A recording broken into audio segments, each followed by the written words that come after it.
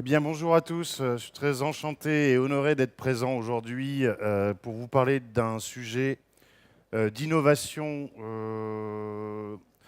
Et je bosse pour une asso qui s'appelle ADN West, qui est co-organisatrice de Digital Change avec l'être API et les CCI exponentes.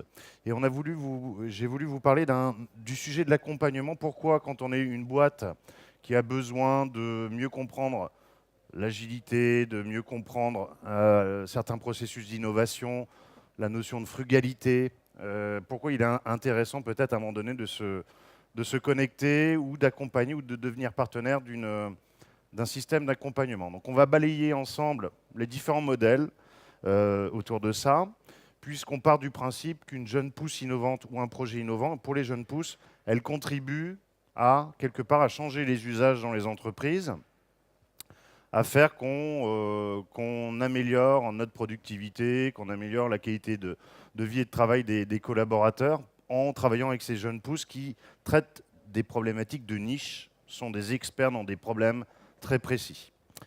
Alors, rapidement, ADN Ouest, juste pour la présenter, c'est une asso du Grand Ouest qui travaille sur Bretagne, Pays de la Loire, et qui travaille sur 4 grands blocs. Je vous invite à aller faire un tour sur notre stand. On a 600 adhérents, un peu plus de 2600 membres. Ça en fait le plus gros cluster en France dans le digital, et on couvre emploi et formation, RSE, transition des boîtes avec notamment Digital Change et d'autres sujets, et également la partie innovation dont je m'occupe avec Aurore, et notamment d'un système qui s'appelle ADN Booster. Voilà la map.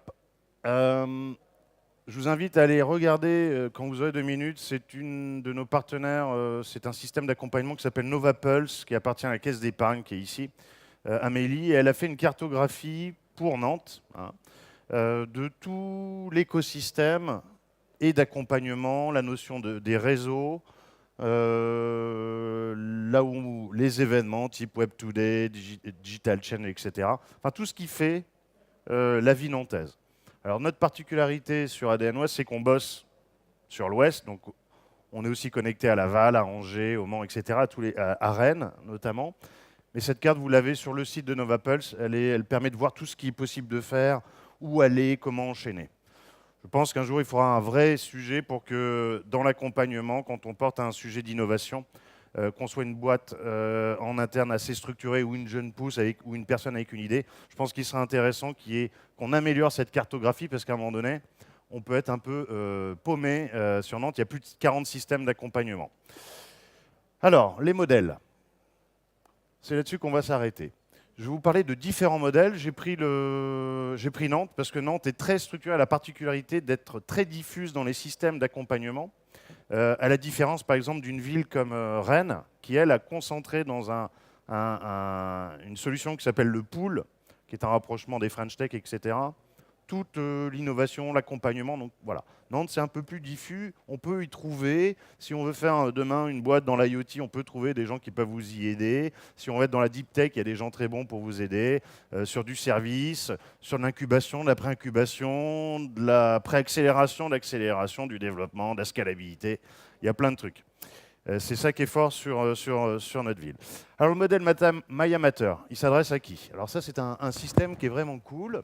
C'est plutôt pour le monde étudiant ou très jeunes entrepreneurs qui n'ont pas beaucoup de moyens. L'idée, c'est de prendre pendant 4 mois, c'est logement, nourriture, des mentors, on aide et on essaye de partir d'une idée, ce qu'on appelle from scratch. On part d'une idée et on essaye de monter un modèle, un début de dev, une application. MyAmateur, elle est portée par la cantine à Nantes, et donc par relation, par des partenaires institutionnels. Là, c'est un modèle public, avec une vision très entrepreneuriale, mais un modèle public, porté par Nantes Tech, la Carène et Nantes Métropole, et financé par elle. Elle se passe sur Saint-Nazaire et sur Nantes. Vous y avez dedans des mentors, entrepreneurs, et l'idée, c'est d'en faire des succès. Et il y a des beaux succès qui sortent de ce modèle très frugal, très agile, et qui donne sa chance à des gens qui n'ont pas forcément la capacité de se connecter à certains réseaux ou qui n'ont pas beaucoup de cash pour démarrer. Ça permet de sortir. Les bénéfices qu'on pourrait y voir, ça serait de la notoriété, du soutien à l'éclosion, communication vers des publics étudiants ou jeunes, propulser des idées, les matérialiser avec les équipes, c'est porter les partenaires officiels. Je vous propose de découvrir un deuxième modèle qui est Atlampol. Atlampol est donc un syndicat mixte financé en public et en privé, qui intervient, qui a notamment une spécialisation très tech, très deep tech, qui est vraiment le cluster qui porte ces sujets depuis longtemps sur Nantes, avec un grand réseau d'alumni, donc les anciens, avec également donc, des chefs de projet qui suivent ces boîtes, ces jeunes pousses innovantes, ou des boîtes classiques qui ont des sujets d'innovation en interne. Donc on y trouve vraiment un écosystème très très large, sur plutôt des sujets de 3 à 5 ans en accompagnement. Donc dans les partenaires de ce modèle-là, il est à la fois institutionnel puisqu'il y a des investissements de la communauté européenne, du Conseil régional des Pays de la Loire, Nantes Métropole, etc. Et il y a aussi des partenaires privés comme EY ou CIC West. Nous sommes, à titre personnel, sur ADN Booster, partenaire avec Atlampol. Donc, je participe régulièrement, nous participons donc à des comités de sélection. Et c'est vrai qu'on a un éventail, une richesse d'entrepreneurs, d'anciens qui sont sur ces comités pour soutenir les nouveaux projets qui commencent à soit être créés, soit à avancer fort. Et c'est plutôt très, très positif. Les bénéfices pour les partenaires, notamment privés, ça va être de la notoriété, ça va être de monter en compétence sur des sujets, ça va être d'aider à dynamiser, à solidifier l'écosystème local. Atlampol, en plus, est connecté à tout l'ensemble des autres clusters sur la région et même en France. Donc il y a beaucoup d'interactions avec d'autres systèmes. Ils ont une position très, très ouverte et c'est plutôt très positif. Avec aussi des événements, puisqu'ils avaient leur événement il n'y a pas longtemps, la semaine dernière, je crois, qui était super, à la CCI. Je vous propose un troisième modèle, c'est le modèle de la cantine à Nantes. Vous connaissez sûrement la cantine à Nantes, elle est basée sur le quartier de la Création. C'est une asso, donc là on est plus sur un syndicat mixte où elle porte donc le système Maille Amateur, mais elle-même porte des sujets différents. D'une certaine façon, elle fait une forme d'accompagnement puisqu'elle permet de générer un écosystème, notamment de coworkers, avec beaucoup d'événementiels et avec un événement totem beaucoup plus centré que, bien évidemment, que Digital Chain sur la partie startup qui est le Web Today au mois de juin prochain. Et elle met en réseau, son but c'est de mettre en réseau des entreprises et des professionnels sous appui du public et aussi donc de sponsors privés qui interviennent sur différents sujets, sur différents événements, et avec une base de son modèle qui est aussi basée sur les adhérents, hein, sur un financement des adhérents qui mettent des tickets pour être adhérents de ce système-là. Les bénéfices qu'on peut y voir, toujours de la notoriété, bien évidemment, être partenaire d'un système d'accompagnement qui est lisible sur un territoire vous permet de développer votre notoriété. Ils ont une grosse partie avec un grand savoir-faire donc événementiel sur la cantine, beaucoup de choses. Hier, c'était par exemple le lancement de la 5G, l'expérimentation de la 5G par SFR. Ça s'est fait à la cantine, avec la présence de Patrick Drahi et d'Alain Veil, etc. Il y a pas mal de trucs qui se passent. Et ils sont aussi, eux, sur une position forte, puisqu'ils sont mandataires et portent le sujet Nantes Tech à Nantes, qui est actuellement un sujet, les French Tech, la labellisation des territoires French Tech sont actuellement renouvelés après 3 ans. Donc tous les écosystèmes, on avait la particularité sur les Pays de la Loire, nous avons la particularité d'être la région où tous les départements, en tout cas toutes les villes fortes de ces départements sont toutes labellisées. Et bien sur Nantes, c'est la Nantech qui le porte. Donc elle ne fait pas d'accompagnement pur, avec un programme pur d'accompagnement, mais quelque part elle contribue, puisqu'à l'intérieur de ces locaux, il y a des systèmes d'accompagnement Maille Amateur, il y a aussi à côté d'autres systèmes. Elle contribue à donner cette énergie et à être accompagnée. On est là sur un modèle, la cantine, public et privé, adhérents et des fonds, essentiellement Nantes Métropole. Un autre modèle qui est extrêmement intéressant, c'est le modèle Incubator. Incubator a été fondé à Lyon. Lyon est une ville extrêmement dynamique sur la partie innovation, transformation digitale des boîtes du bassin lyonnais, et aussi sur la partie jeunes pousses innovantes, start-up. C'est très très pertinent. Ça s'est créé là-bas. Ils sont d'ailleurs aujourd'hui les gestionnaires du bâtiment Totem de Lyon, qui se trouve dans Lyon. Chaque ville doit avoir, pour être French Tech, un bâtiment Totem, un événement Totem, une communauté de start-up, des mentors, des entrepreneurs, etc., qui réussissent, des passes aussi French Tech. Et eux, ils ont fait un modèle complètement différent. C'est très business, entrepreneurial. L'idée, ce sont des gens qui ont investi dans Incubator, des gens qui ont fait des choses sérieuses dans le domaine de l'entrepreneuriat, qui ont investi et qui essayent de sourcer des sujets d'innovation, donc des jeunes pousses innovantes. Aujourd'hui, ils sont sur Rennes, Nantes, Paris et Lyon. Ils ont un plan de développement national. Ils n'ont aucun partenaire, si ce n'est eux-mêmes. Ce sont les mentors. Les mentors sont les investisseurs et les partenaires internes de ce dispositif. Ils sont sur un accompagnement de 4 à 18 mois, donc relativement long en fonction des sujets. Ils prennent des parts dans les boîtes, ils donnent du cash en contrepartie à ces boîtes et aussi du service. Ils font de l'hébergement, puisqu'ils ont des locaux. C'est le cas à Nantes dans les anciens locaux de Lengo. Et ils ont tout un programme et un dispositif pour faire monter en compétences ces entrepreneurs. Ils sont donc intéressés à la réussite de cette jeune pousse, puisqu'ils en ont des parts. Hein, et on peut présupposer que dans le modèle, une partie du modèle est construite sur ce qu'on appelle l'exit, à savoir, demain, cette boîte devient un succès. Demain, cette boîte va se financer. L'investissement que j'ai fait très tôt, très jeune, donc dans l'incubation, dans cette boîte, va me permettre de faire une plus-value pour payer mon système et pouvoir trouver d'autres boîtes innovantes et faire monter mon management en interne pour les accompagner. On est très connecté aussi à eux. Ils ont une position ouverte, mais une position très business et très entrepreneuriale. Je vais finir, parce qu'il y a plein de modèles en fait, c'est un peu comme les boîtes, mais je vais finir sur celui que je connais le mieux, à savoir le nôtre. Le modèle ADN Booster, nous on a fait un bridge, on a fait un hybride. En 2016, sur l'aide des régions Pays de la Loire, de Nantes et de notre asso ADN Ouest, on a fait faire une étude, savoir qu'est-ce que l'accompagnement dans le monde et qu'est-ce que l'accompagnement dans l'Ouest et sur Nantes, dans l'Est de la France. Et en fait, on a pris une position très bizarre, c'est qu'on a fondé une boîte qui est une ESS, qui accompagne des jeunes pousses innovantes ou des projets innovants, mais qui appartient à 100%, qui ne peut appartenir que à 100% à une asso. Donc une boîte appartient à une asso.